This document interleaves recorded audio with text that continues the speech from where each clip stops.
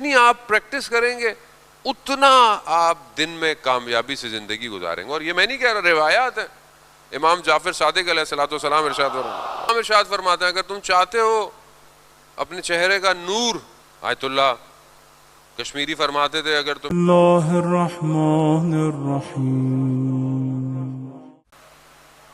اگر اس لیے تو مولا امیر فرماتے ہیں نا نہج البلاغہ میں بھی اور میں کہ دنیا میں بہترین چیز کیا ہے؟ پینے کی پانی ہے، مگر مارا مارا پھرتا ہے پہاڑوں میں زمینوں میں گھومے جا رہا ہے، لیکن بہترین چیز ہے پانی نہ ملے مر جائے آدمی. بہترین سواری گھوڑا ہے، ایسے ہی گھومے جا رہا ہے جنگلوں میں. خوب یہ دنیا ایسی ہے، دنیا انسان کو جو ہے وہ کہیں کا نہیں چھوڑتی ہے. جان محترم آیت اللہ غازی فرماتے ہیں کہ تمہارا دل صرف خدا کے لیے ہے، اسے کسی اور کو کرائے پہ مت دینا.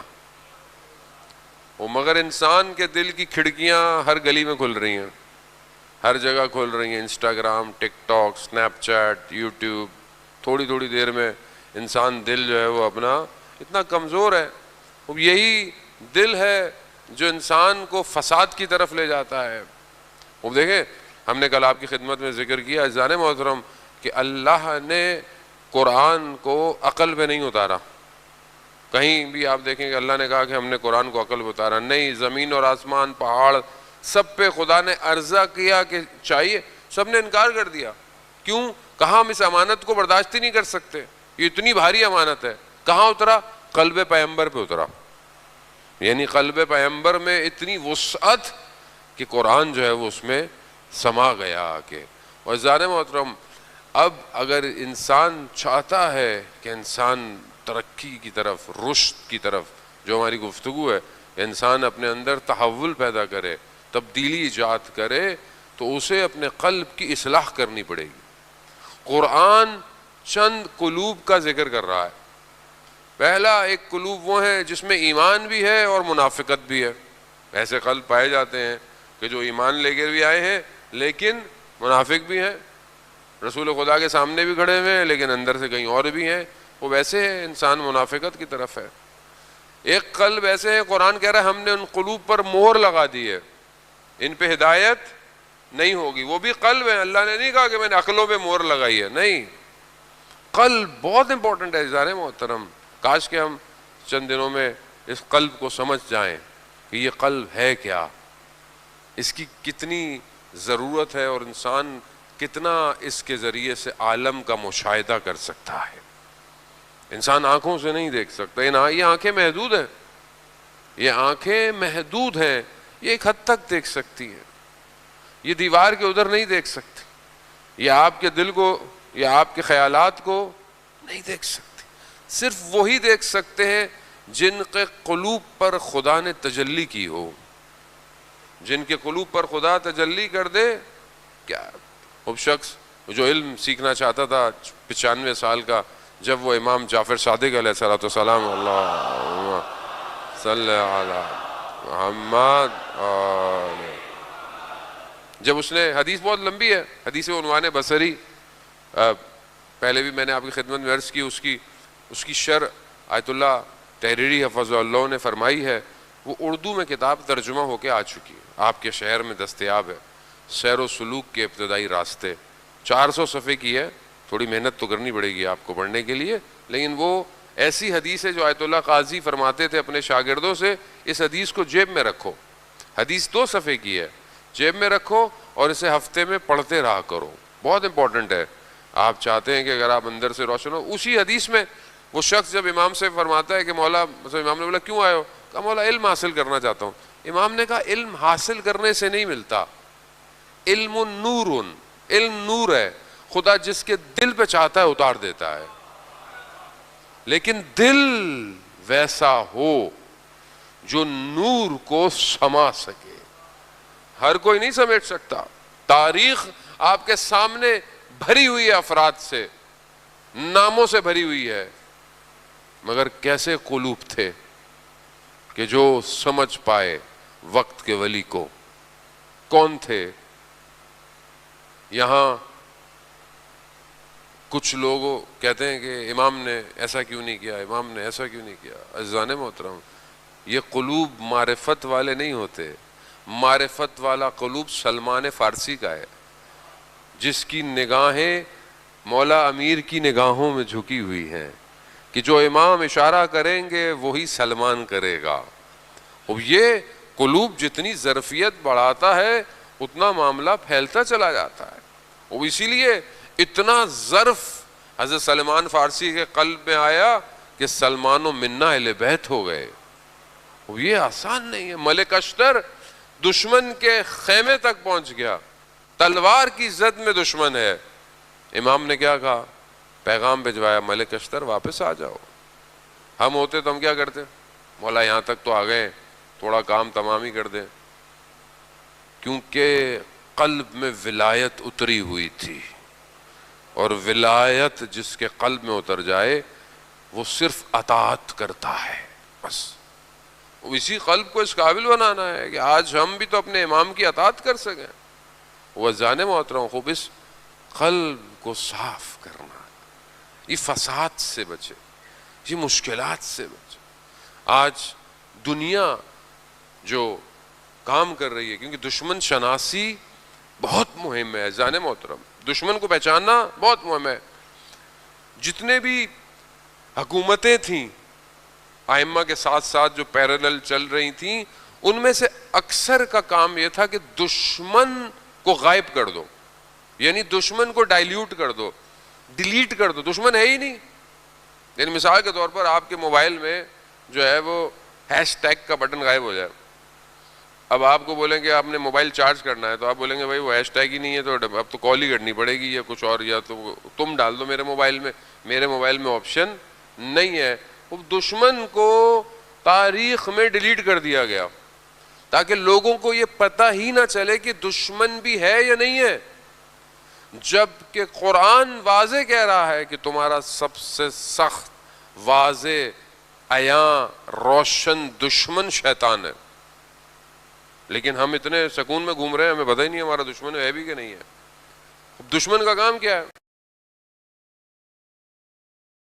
آداب الصلاۃ کے اندر بھی اور باقی کتابوں میں کہ دشمن شیطان سب سے بڑا دشمن، اس کا کام کیا ہے؟ اس کا لشکر ہے، پورا شیطان کا پورا لشکر ہے۔ آپ اتنے آرام سے اپنے قلوب تک نہیں پہنچ سکتے۔ آپ چاہیں کہ میں رات کو جاؤں اور بس میرا قلب اتنا روشن ہو جائے کہ مجھے زمین اور آسمان کے راز سنائی دیں، خوب یہ اتنا آسان نہیں ہے۔ کیونکہ شیطان پورے لشکر کے ساتھ آپ کی توجہ کو اپنی طرف کر دیتا ہے۔ نہیں پتا دو فرشتے حساب لکھ رہے ہیں، یقین ہے کہ نہیں ہے؟ پھر بھول کیوں جاتے ہیں غلطی کرتے وقت؟ جب آپ کو پتا ہے کہ ایک بندہ آپ کے اعمال لکھ رہا ہے پھر بھی غلطی کر رہے ہیں آپ، اس کا مطلب کیا ہے؟ اس کا مطلب اگر آپ کی توجہ ہو، اعمال لکھے جا رہے ہیں تو آپ کیا، آپ روڈ پہ جا رہے ہو، پولیس کھڑی ہوئی ہو، کیسے انسان شریف بن جاتا ہے؟ بڑا سے بڑا آدمی، الگ بات ہے ہماری پولیس اچھی ہو، انشاءاللہ کہ اچھی ہے، بیچاری خدمت تو کرتی ہے اپنے حساب سے، ہو آپ کیمرے لگے ہوئے ہوں، چالان ہو جائے گا، گاڑی بند ہو جائے گی، تو آپ کتنے شرافت سے جائیں گے؟ تو یہ جو چالان لکھنے والے بیٹھے ہوئے ہیں یہ نظر نہیں آ رہے؟ قرآن سورہ بقرہ میں سب سے پہلے کیا ہی رہا ہے کہ ایمان بالغیب لے کر آؤ، غیب پہ ایمان لے کر آؤ، یہ غیب ہے یہ۔ لیکن کیونکہ ان شیطان نے اتنا پیکج چلایا ہوا ہے کہ انسان کو پتہ ہی نہیں چلتا۔ اب یہ انسان اپنے قلب تک نہیں پہنچ جاتا۔ اب انسان محبت تو کرتا ہے، محبت تو ہے اس کے اندر، لیکن اب اس محبت کو وہ کیا کرتا ہے؟ اس محبت کو پہلی چیز جو انسان کو رشد کرنے سے روکتی ہے وہ کاذب محبت، جھوٹی محبت۔ میں سے بعض اوقات آپ دیکھتے ہیں کہ ماں باپ کی محبت انسان کو برباد کر دیتی ہے۔ بعض اوقات ماں محبت کرتی ہے، اتنی زیادہ محبت کرتی ہے بچہ کسی کام کا ہی نہیں رہتا، اتنی محبت، اس کو اتنا پیمپر کرنا، اس کو یوں کرنا وہ کرنا، وہ اپنی زندگی میں ترقی نہیں، بیٹا یہاں نہیں جانا، یہ نہیں کرنا، وہ نہیں کرنا، وہ بھی انسان محبت میں رہتا۔ محبت اگر صحیح ہو، ایک شخص جو ہے وہ صدر اسلام کے اندر جوان ہے، جنگ احد میں شہید ہوا ہے، اس کی ماں جو ہے مسلمان نہیں ہے اور اس کی ماں اسے اس کی محبتوں کے واسطے دے رہی ہے، لیکن اس نے اس محبت کو حقیقی محبت نہیں سمجھا، اس نے اپنے آپ کو اسلام اور رسول کی محبت میں قربان کر دیا۔ وہ عزیزان محترم، یہ بہت محبت جو ہے وہ، اور یہی محبت اگر صحیح ہو اور احترام کے ساتھ ہو تو اویس کرنی کی محبت، اپنی والدہ کی محبت، لیکن رسول سے محبت، آئے رسول سے ملنے مگر رسول نہیں تھے، لیکن پیچھے ماں، کیونکہ بہرحال اس کا خیال بھی رکھنا تھا، واپس چلے گئے، تو جب رسول آئے تو کیا کہہ رہے ہیں؟ مجھے جو ہے وہ یمن کی خوشبو آ رہی ہے۔ جب محبت صحیح ہو تو اپنے اثرات مرتب کرتی ہے۔ اب یہاں محبت کربلا میں آپ دیکھیں، کربلا میں یہ صحیح محبتیں ہیں، حقیقی محبتیں ہیں۔ آپ یہ نہیں کہہ سکتے کہ امام حسین کو اپنے بیٹے سے محبت نہیں تھی، مطلب آپ بولیں گے وہ تو امام تھے، مطلب انہوں نے تو بڑے آرام سے اپنا بیٹا دے دیا، ایسا نہیں ہے۔ امام سے حقیقی محبت تھی، جو امام محبت نہیں سکتے۔ اسی طرح حضرت علی اکبر کو بھی جو اپنے بابا سے محبت تھی وہ حقیقی محبت تھی، لیکن یہ حقیقی محبت کہ جب خالق کا بلاوا آئے تو اپنے آپ کو قربان کرنا پڑتا ہے، یہ حقیقی۔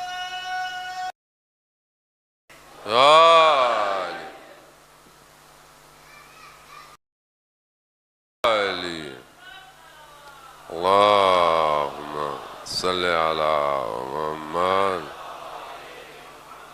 اب یہ محبت ہم اپنی زندگیوں میں دیکھیں عزیزان محترم، خود 6 طرح کی محبت ہیں جو روایات آپ بیان کرتی ہیں، میں خلاصتاً آپ کی خدمت میں پیش کروں، کیونکہ یہ وہ فیکٹرز ہیں کہ جو انسان کو امام تک پہنچنے سے روکتے ہیں، انسان کو کمال تک پہنچنے سے روکتے ہیں۔ ورنہ آپ اور میں آپ کو تو نہیں کہوں گا، آپ تو ماشاءاللہ بہت اچھے ہیں، میں بہرحال خطا کار ہوں، ضعیف بھی ہوں، کمزور بھی ہوں۔ یہ کچھ چیزیں ہیں جو ہماری زندگی، آپ کا بڑا دل چاہتا ہے کہ میں عبادت بھی کروں، سجدے بھی کروں، دعائیں بھی کروں، اچھا بھی ہو جاؤں، لیکن پھر جب مجلس سے باہر نکلتے ہیں تھوڑی دیر میں آدمی کا سافٹ ویئر آہستہ آہستہ چینج ہونا شروع ہو جاتا ہے۔ خوب یہ نیچرل بھی ہے، انسان کی فطرت میں بھی ہے، لیکن انسان جب ہلکے ہلکے اپنے معارف کو سمجھ لے تو پھر یہ مشکل اس کی حل ہو جاتی ہے۔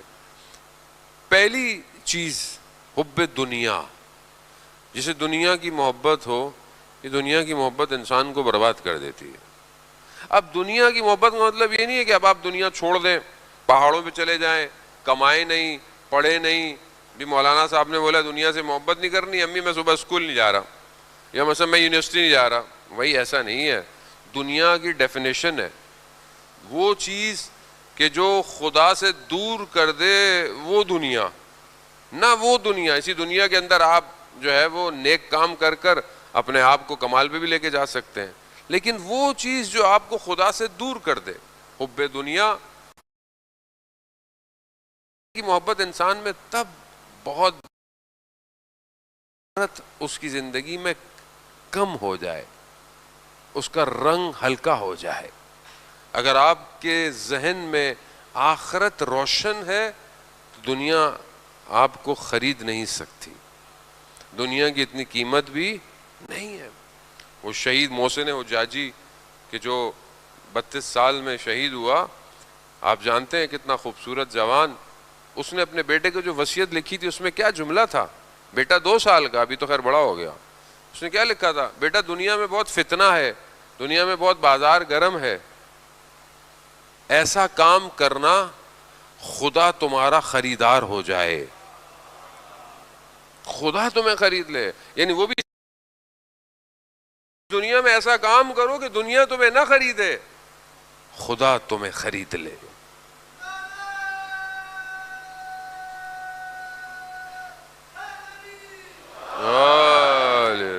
اب یہ اسی دنیا میں ممکن ہے۔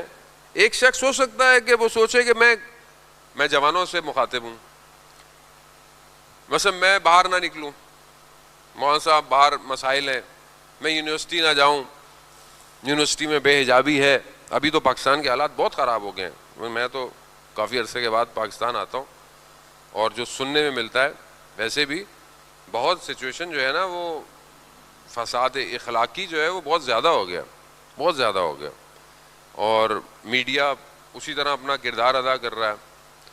وہ اب جوان کے لیے سخت ہے، مثلا یونیورسٹی جاتا ہے، کام پہ جاتا ہے، بازار جاتا ہے، عزیزان محترم، مگر اسی سوسائٹی میں اچھے جوان بھی ہیں، اچھی خواتین بھی ہیں، سب کچھ ہے، کیونکہ معاشرہ اچھے لوگوں سے چلتا ہے۔ معاشرہ یاد رکھیں، معاشرہ کبھی بھی برے لوگوں سے موو نہیں ہو سکتا، معاشرہ اچھے لوگ چلا رہے ہوتے ہیں، شاید آپ کو نظر نہیں آتے لیکن اچھے لوگ ہمیشہ معاشرے میں ہوتے ہیں۔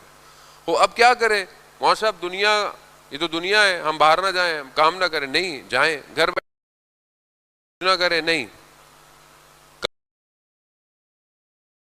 باہر میں کھڑا ہو جو خدا کی طرف ہو۔ انسان یونیورسٹی میں پڑھے کام مگر اس میں خوف خدا ہو، اسے دنیا اتنی تیزی سے اپنی طرف نہ کھینچے، وہ اس کی پریکٹس کرنی پڑے گی۔ آپ وہ پریکٹس کیسے کریں گے؟ آپ مطلب کہاں پریکٹس کریں گے؟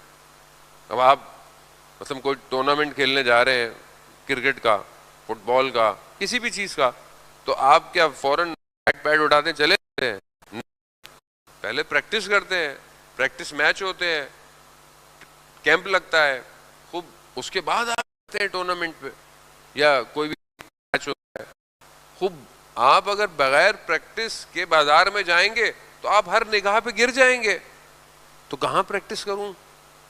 عزیزان محترم، کوئی اور جگہ نہیں ہے سوائے مصلی کے جو آپ کو پریکٹس دے سکتا ہے، کوئی نہیں دے سکتا۔ دنیا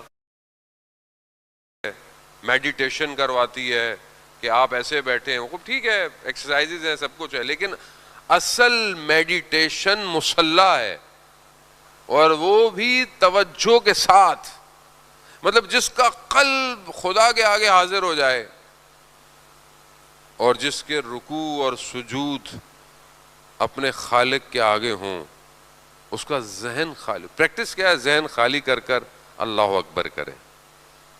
اور رات کی تاریکی میں جو موقع ملتا ہے نا سجدے کا، وہ دن میں نہیں ہے، رات کو کوئی نہیں دیکھ رہا ہوتا سوائے خدا اور اس کے ملائکہ کے۔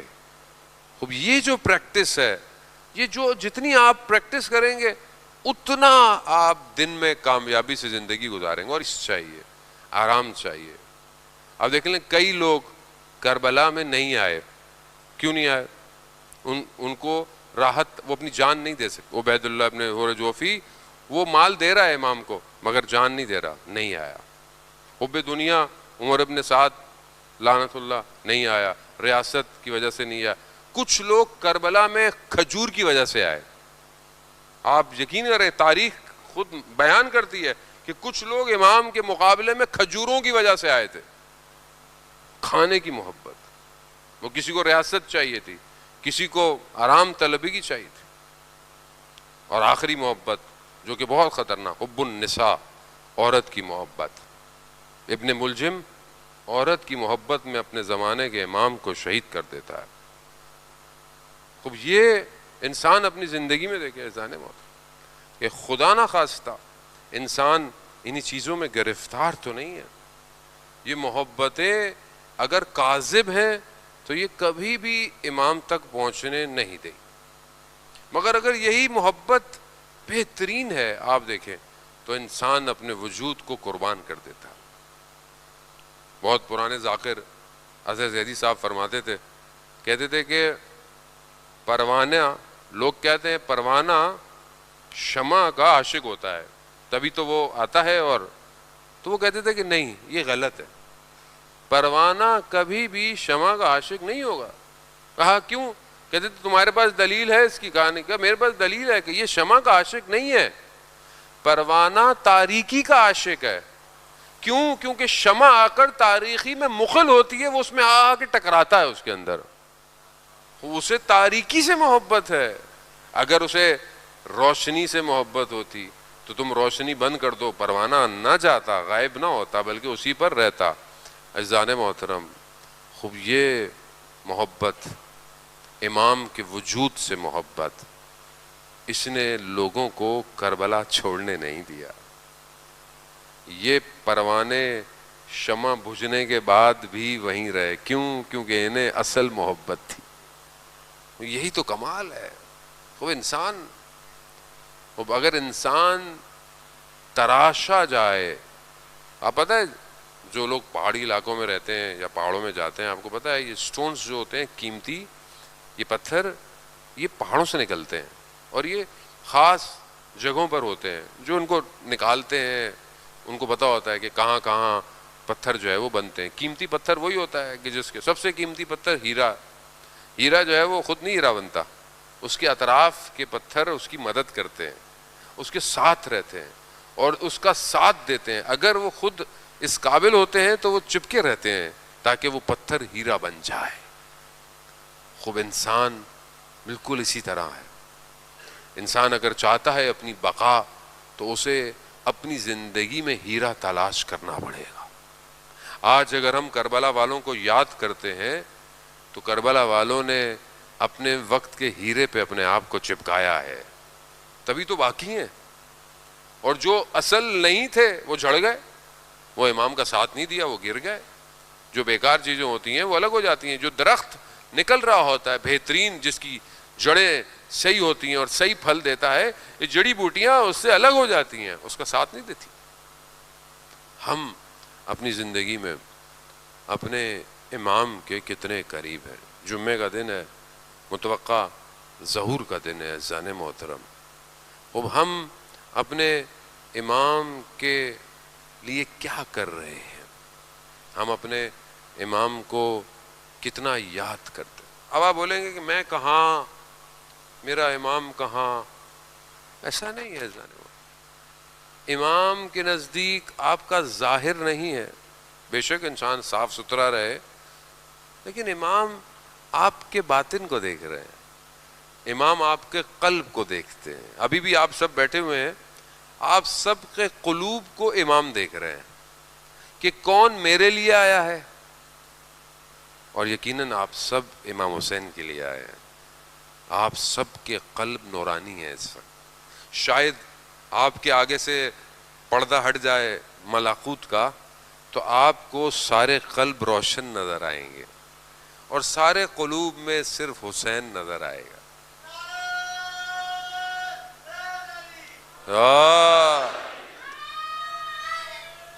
یا علی خوب ظاہر.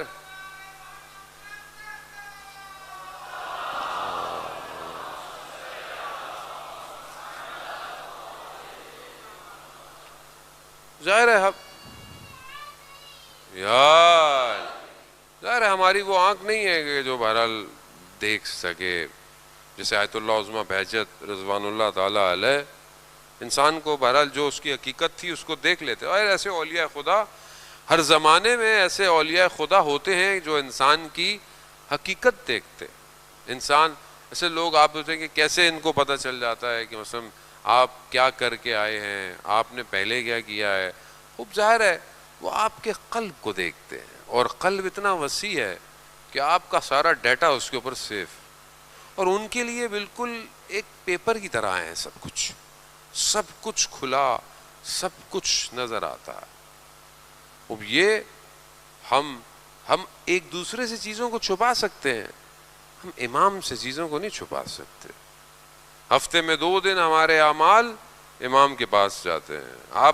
میں آپ کو دھوکہ دے سکتا ہوں، میں امام کو تو نہیں دے سکتا. میں کیسے دوں گا؟ کیونکہ میں کچھ کہوں نہ کہوں میرا دل پر اختیار امام کا ہے. وہ خود دیکھ رہے ہیں کہ یہ اندر سے کیسا ہے. ایک عالم دین کہتے ہیں، میں اصفہان نماز ظہر کا وقت تھا، میں جو ہے وہ ایک مسجد میں نماز پڑھنے جا رہا تھا میدان اصفہان کے پاس.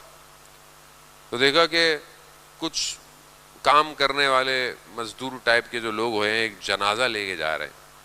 تو اس میں نے دیکھا کہ ایک بہت بڑا تاجر ہے اصفہان کا، وہ ساتھ. تو میں نے اس کی طرف دیکھا، میں نے یہ سوچا کہ یہ اتنا رو رہا ہے، یہ اگر اس کے رشتہ دار ہیں تو یہ مزدور کون ہے؟ اور اگر یہ مزدوروں کا جنازہ ہے، کام کرنے والوں کا ہے، بڑی عجیب سی حالت ہے ان لوگوں کی. تو میں نے کہا یہ خود کیا کر رہے ہیں؟ ابھی میرے ذہن میں یہ خیال ہی آیا. تو تاجر نے مجھے کہا کہ شیخ جنازے میں نہیں چلو گے اولیاء خدا کے. میں عجیب سا ہو گیا، میں نے کہا پتہ نہیں کس کا, میں ساتھ چل پڑا. وہ بالکل اصفہان میں جو غسل خانے کی جگہ تھی بہت دور تھی, کہہ رہا وہاں لے گا. میں تھک بھی گیا تو میرے اندر خیال آیا, میں نے کیا ان کی بات مان لی. اول وقت نماز بھی چلی گئی, جماعت بھی چلا گیا, پتہ نہیں کس کا جنازہ ہے یہ. تبھی میں یہ سوچ رہا تھا تو تاجر نے بولا پوچھو گے نہیں جنازہ کس کا ہے؟ میں نے کہا نہیں کس کا ہے. کہا کہ یہ پچھلے سال میں حج پہ جا رہا تھا تو میں جب کربلا پہنچا تو جو میرے پاس بکسا تھا جس میں میرا سارا مال اور پیسے سب کچھ تھا وہ چوری ہو گیا.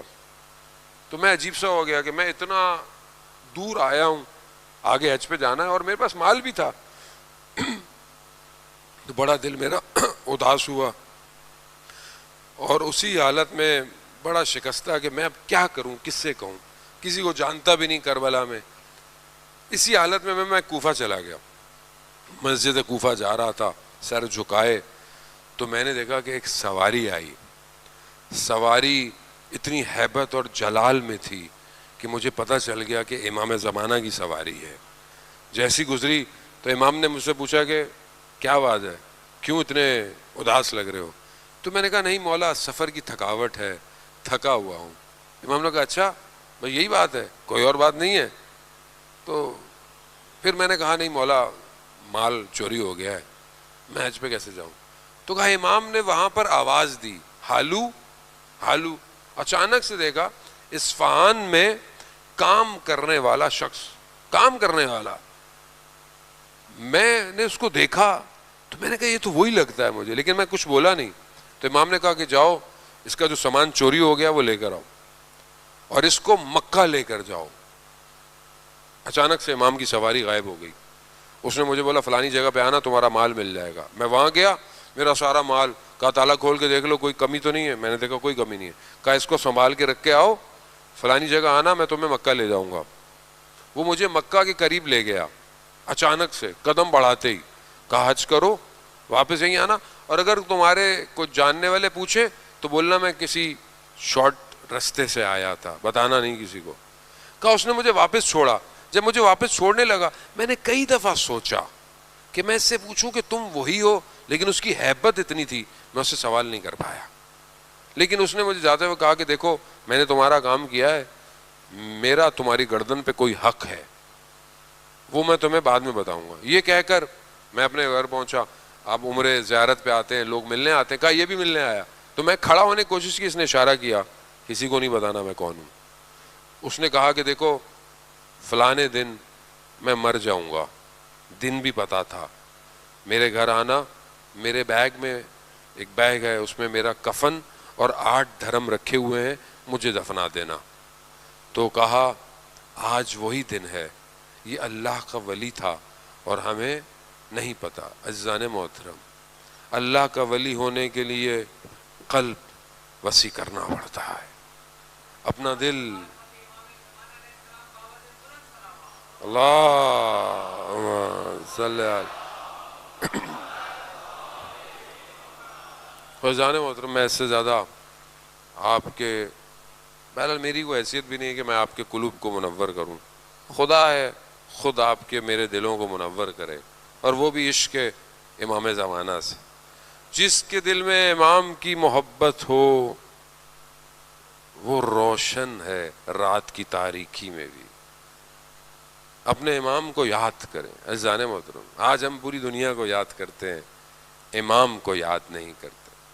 امام وہ گوہر ہے کائنات میں جس کے بغیر کائنات کامل نہیں ہو سکتی. امام اصلی وارث ہے عزاداری کا. اینا بدم مقتول بے کربلا, کہاں ہے جو کربلا کا بدلہ لے گا. وہ اگر ہم چاہتے ہیں کہ ہم کربلا پہنچیں تو اپنے امام کو یاد کریں. وہ بڑا آسان سے طریقے ہیں امام کو یاد کرنے کے لیے, جو کہ انشاءاللہ آپ کرتے ہیں. حد اقل انسان دعا عہد جو ہے وہ روز پڑھا کرے تاکہ امام کو یاد کیا کرے. 2 محرم گزر گئے, شب تیسری ہے. 2 محرم کو یہ کارواں کربلا پہنچا ہے. بیان آپ نے پہلے بھی میں نے آپ کی خدمت میں بیان کیا کہ 28 رجب کو مدینہ چھوڑا نہیں، چھڑوایا گیا۔ کون چھوڑتا تھا؟ مدینہ جس میں ماں کی یادیں ہوں، وہ شہر چھوڑنا آسان نہیں تھا۔ اس میں نانا کا روزہ ہو، مدینہ چھوڑنا پڑا امام حسین۔ کہتے ہیں چھوڑتے وقت بہت گریہ کیا حسین نے، اپنے جد کے روزے پر گریہ کیا۔ سواریاں نکل گئیں،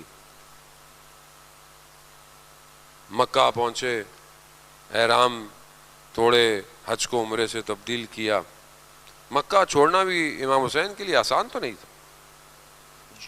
جس کو مکہ جانتا ہو وہ مکہ چھوڑ کے جا رہا ہے۔ جسے پہاڑ جانتے ہوں یہ کون ہے، وہ حسین۔ حج اس کے بغیر کامل نہیں ہوتا، امام کے بغیر حج نہیں ہوتا۔ جانے ہوتے امام، ہر حج پہ امام تشریف لاتے ہیں۔ امام دو نئے مسلمان ہوئے، میاں بیوی، اور حج پہ گئے۔ پہلی دفعہ گئے، رش تھا، میاں بیوی جدا ہو گئے ایک دوسرے سے۔ بیوی جدا ہو گئی، میاں بڑے پریشان، جو ہے وہ بہت گریا، بہت رونے، شوہر نے لگائے کہ بیوی کہاں چلی گئی۔ نئے مسلمان تھے، بہت مشکل سے بہرحال زوجہ مل گئی۔ زوجہ ملی تو زوجہ نے بتایا کہ کہا کیسے ہو گئے، کہاں ہوئے؟ کہا میں کھو گئی تھی۔ کہا پھر ایک جوان آیا، اس نے مجھے بتایا کہ کہاں وہ تمہارے پاس لے کے آیا یہاں پہ قریب جہاں تم کھڑے تھے، تو میں نے کہا شکریہ کروں تو دیکھا وہ جا چکے تھے۔ کہا کون تھا؟ کہا مگر اس جوان نے ایک کام تمہارے لیے پیغام بھجوایا۔ کیا؟ کہا اس جوان نے تمہارے لیے سلام بھجوایا ہے۔ تو وہ شخص رونے لگا، کہا جب تم کھو گئی تو میں نے آخری امام سے توسل کیا تھا۔ وزان محترم خوب امام موجود ہے۔ امام حسین مکہ چھوڑ رہے ہیں، رستے میں کبھی زہیر سے ملاقات ہے، کبھی وہاب نے کلبی سے ملاقات ہے، کبھی مختلف لوگ ملتے ایک مقام پہ پہنچا امام حسین کا کارواں۔ آپ سنتے رہتے ہیں، میں تو بہرحال اپنی نوکری ادا کر رہا ہوں، کیونکہ بہرحال 2 محرم ہے، گزر گئے ہیں، مخصوصی ہوتی ہے، بہرحال کچھ جملے تو بیان کرنے ہی ہیں، ورنہ مصائب تو نہ ابتدا رکھتے ہیں نہ انتہا رکھتے ہیں۔ اور امام حسین کو رونے کے لیے لفظوں کی ضرورت بھی نہیں ہے۔ جس کے دل میں حسین ہو اسے رونے کے لیے الفاظوں کا سہارا نہیں چاہیے، وہ صرف تصور کرے بس۔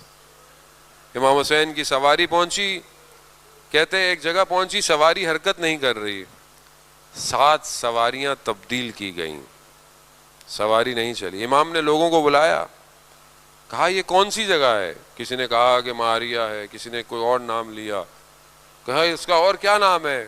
کسی نے کہا یہ نینوا ہے۔ امام نے کہا نہیں، اس کا کوئی اور نام بھی ہے۔ ایک بوڑھا شخص آیا، اس نے کہا یہ ابن رسول اللہ،